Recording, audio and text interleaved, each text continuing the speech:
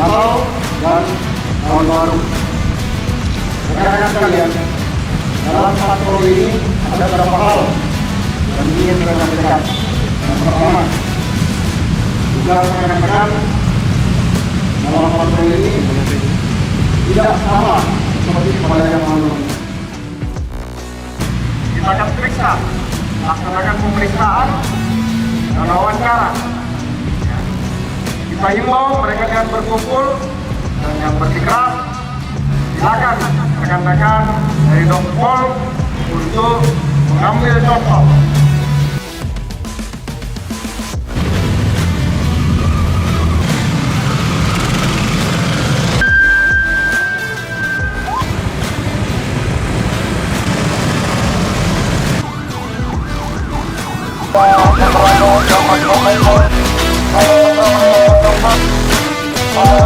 Termasuk dari zona merah, mobil sebelah masih